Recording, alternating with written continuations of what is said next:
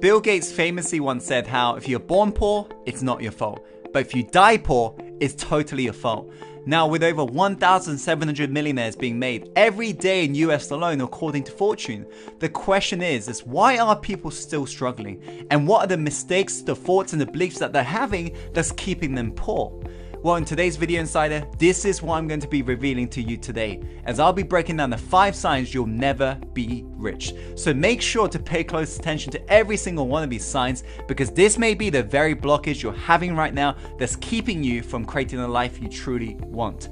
So make sure to pay close attention, and without further ado, let's go on to the first sign, which is you blame others. I hear this all the time from broke people out there. They say, Tim, you don't understand. I can't get results because I'm too old, I'm too young. It's my country, it's my government, it's my parents. They put blame on everybody else apart from themselves. You know, there's a great quote that went on lines of how 2 men sat behind bars. One saw stars, the other saw mud. The question is right now is where is your focus going? Because depending on what you're really focusing on in life, you're going to begin to see more of it. And if you are putting focus on others and waiting for them to change, good luck on living your life, because you're going to struggle. You see, in psychology, we talk about something that's called self-serving bias. And researchers basically discovered how many of us will take the credit for ourselves if things are going good, but we lay blame on circumstances when things go bad. Yes, I understand blaming others is easy. Yes, blaming others may protect your insecurity and ego, but if you don't stop blaming others for your misfortune, you can never take the personal responsibility and become the captain of your own ship, meaning you can never steer it in the direction you want to go in life. So you got to be willing to take full ownership and realize it's entirely your fault. If you aren't proud, or if you haven't got yourself to where you want to be, realize it's your fault. You got yourself here, and now you got to get yourself out.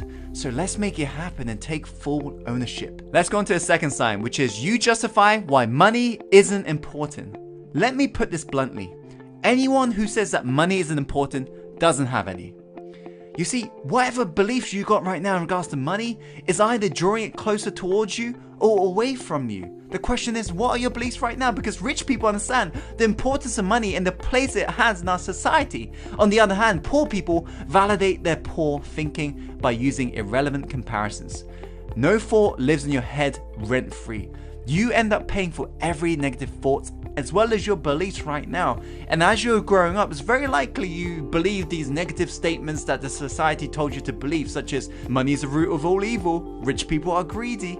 But when you begin to believe this, realize that you are beginning to push money away from you. And logically, think about this. You saying money is not important, I'd rather have happiness, it's like me saying I'd rather have my freaking arm than a leg. Why can't you have both? That's the question. Because all money is simply a magnifier. It magnifies who you are at the core. Yes, there are douchebags with money, but at the same time, there are kind, warm-hearted people with money as well. So realize that. Let's go on to the third sign, which is you buy things you can't afford. You see, there's no point trying to buy things you can't afford with money you don't have to impress people you don't like. What's the point of that? It's incredible how many people I see walk around the planet today simply trying to impress the Joneses and be willing to get into debt for it. So next time you receive a lump of cash, resist that urge to splash out on something such as a trendy piece of clothing and a new gadget. Yes, the instant gratification may feel good, you may feel special, but in reality, the typical millionaire isn't all Hollywood glitz and glamour. Many live below their means, investing and budgeting money diligently and spending it intelligently, and they only treat themselves if they can actually afford it. If you consistently follow these standards, you too can become rich. So to sum up, spend less time impressing others and more time in impressing yourself. Be willing to put in the work and energy to climb the mountain so you can see the world, not so the world can see you. The aim, my friend, is to be rich, not to look rich. Now let's go on to the fourth sign, which is you've got a scarcity mindset. You cannot accumulate wealth if you view money and if you view life in general with a scarcity mindset. If you believe there's limited amount of money, if you believe when you sell something to someone and you're taking money from them and you believe they're not going to be able to get that back, if you approach life with a scarcity mindset, you cannot accumulate wealth. All affluence really means, the literal meaning is abundant flow.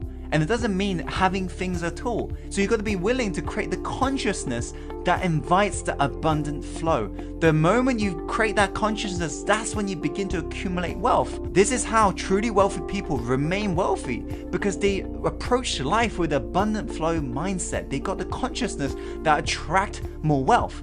They allow themselves to invest their money because they know what they put out will come back. That's a truly abundant mindset. So you got to get rid of your scarcity and work on your abundance consciousness. Let's go on to the final sign, which is you're not obsessed on your craft. We're living in an age today where people love people with passion. They say, yeah, what's your passion on? What are you passionate about? Yeah, that's awesome. Keep being passionate. But the moment somebody's obsessed, we begin to frown upon that. But if you look at anybody who's really passionate about their craft, look at Elon Musk, for example. They are freaking obsessed. They're possessed about their craft. They're willing to do whatever it takes to commit to mastery and be willing to make the mission a reality. But we frown upon that. Give me obsession over intelligence any day, because I'll be more successful when I'm consistent with my effort. It doesn't matter in this day and age whether or not you're intelligent. It matters whether or not you're consistent with your actions. And consistency comes from sheer obsession towards your craft. So find what you truly love to do. Yes, find that passion, but be willing to get obsessed over it. Be willing to be obsessed on the marketing that product, selling that product, getting out to our marketplace. Be obsessed with your craft, because if you aren't, you'll never be rich in your life.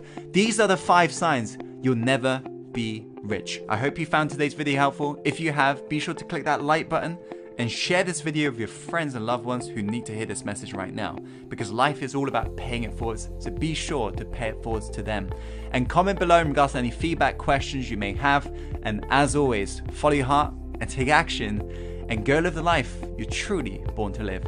I'll see you on the next video soon. Take care.